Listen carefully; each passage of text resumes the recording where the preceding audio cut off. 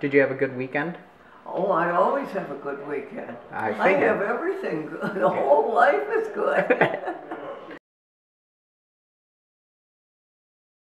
I grew up on the same road where I am now, on Cook Road, only it wasn't named in those days. And I was born right in the home because that was normal in 1915. And I had a very happy childhood.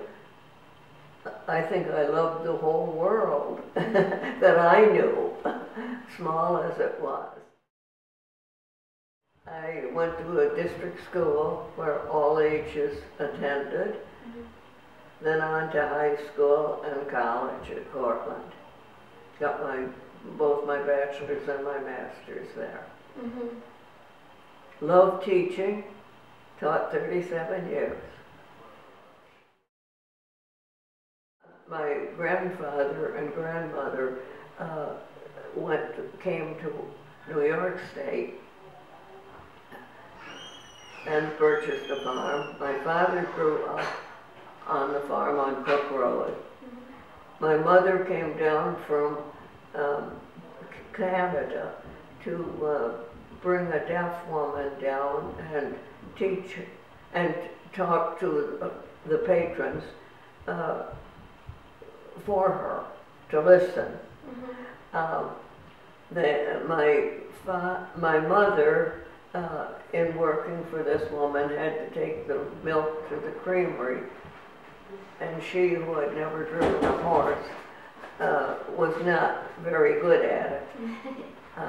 The gentleman at the creamery jumped down and helped her turn her wagon around. My mother was very upset because she didn't think that men should speak to women without being introduced. They met and later married. And so they spent their entire married life on the farm on Cook Road? Yes. Dad lived to be 85, mother lived to be 99, and she died right in her one of the bedrooms. We had corn, wheat, mixed grain, buckwheat, hay, and we had a very ample garden, which would extend out into the fields. That is, Dad grew peas in the fields so that we had plenty to can, corn, sweet corn in the fields so that Mom had plenty to can. We had an orchard, plenty of apples, lots of various kinds of plums, pears, cherries, and of course loads of berries. When I was very small, well, under 6, we had a goat to drive for fun, and a little wagon to sit in, and the goat had a harness that fit. So my sister would do the driving. We had 4 horses, a working team, and then 2 carriage horses. We had quite a few cows out in the barn, and by that, in those days, quite a few would be 12, and then some young stock. Okay. Neat. So you would ride. Oh, and pigs and sheep. We could go to Genoa. There was a goods store there where you could buy dry goods and groceries, and later on ice cream. Right. And then Maston's store was across the road, and that had all sorts of things. They could buy pot or any kind of dishes, pans, rubber boots, I remember, and old rugs. It was just an all-purpose store. I didn't really know anything much about Prohibition to begin with. And then I was down in New York, and one of the young people could hardly talk, and she wanted to call her mother and tell her she was okay. She was staying out later, and my aunt was very shocked at her voice because it was slurring. I didn't know what was wrong with her, really, because we weren't used to. Yeah. I wasn't used to very much intoxication. I mean, Dad always had hard cider in the cellar, but we didn't drink to that extent. And then by the time that you might go down, it was already vinegar. Yeah. So there was no chance of drinking. Well, I taught all grades and all subjects.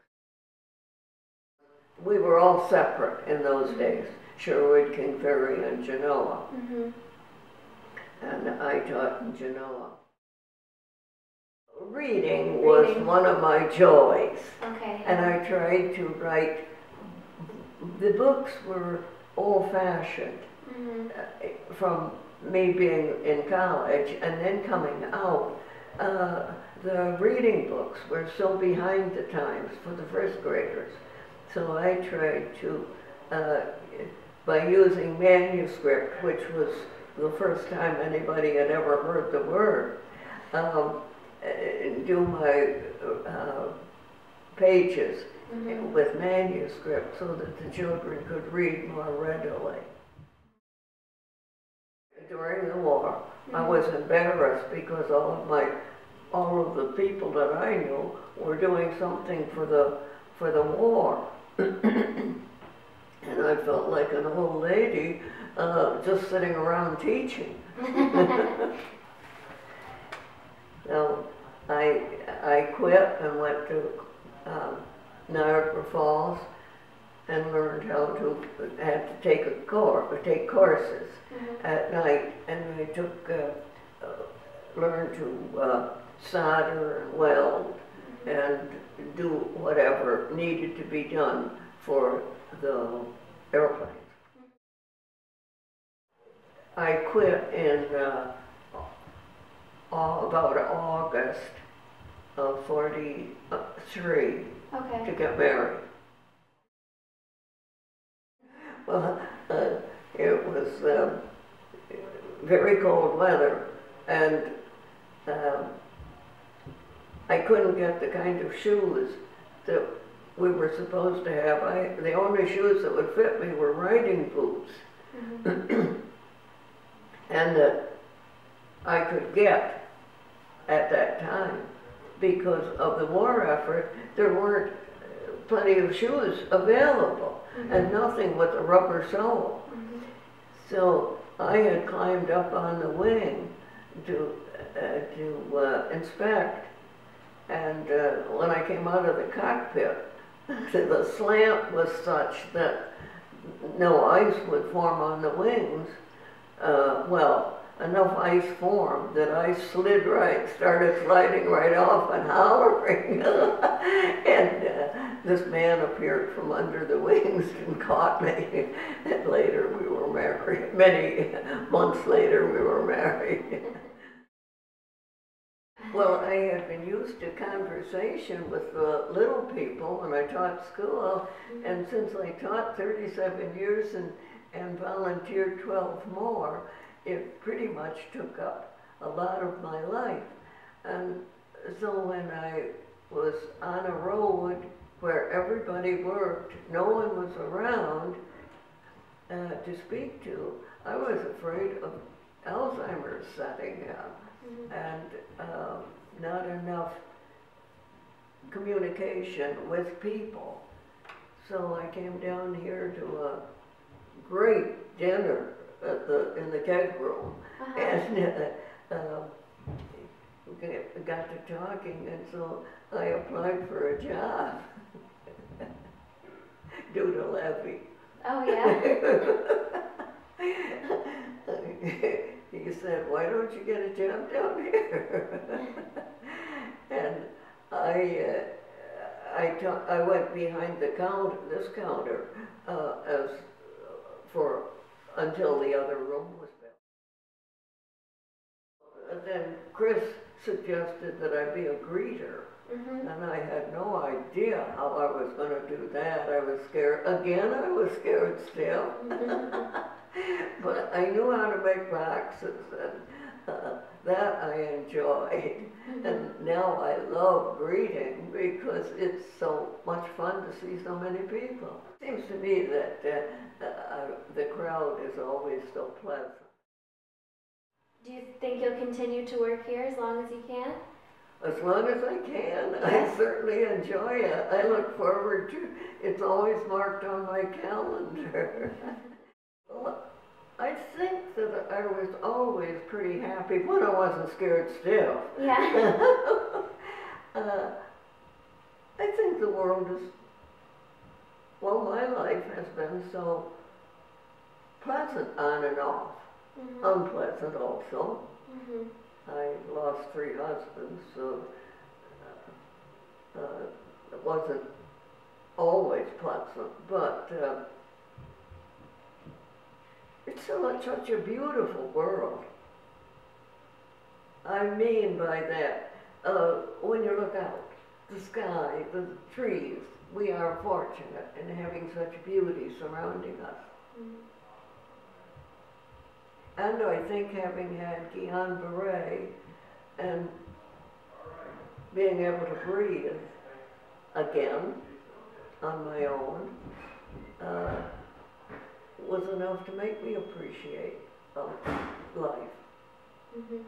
Because that's a paralytic disease that I absolutely couldn't move. Wow. I had the use of my eyelashes, my eyelids, and my 2 big toes would wiggle. I had control over them. Other than that, I had nothing. Was that when you were a child? No, I was teaching school one day, and I felt strange, and my stomach started getting bigger and bigger, and I couldn't hold my muscles, and my fingers were getting very numb. So the nurse said that she felt that I should go home, call the doctor. Yeah. Because I couldn't drive too far, I couldn't hold on to the steering wheel. I got home. And then the next morning, I was so paralyzed that the ambulance took me to the hospital. I take care of my lawn, and I had a good garden. I'm still eating out of it. Nice. In fact, I bought almost no vegetables except corn this year. I haven't dug my potatoes yet, but I reach in and get some whenever I need some. And I do lots of puzzles. I walk every day. Now I'm having a contest to see how far I can walk without having to stop and take a rest. So that's kind of fun. Then I write it down how far I've gone, and the next day I start again to see if I can go a little bit farther. Yeah. I'm gaining. Nice. And I do a lot of exercises. I write a lot to people, read a lot,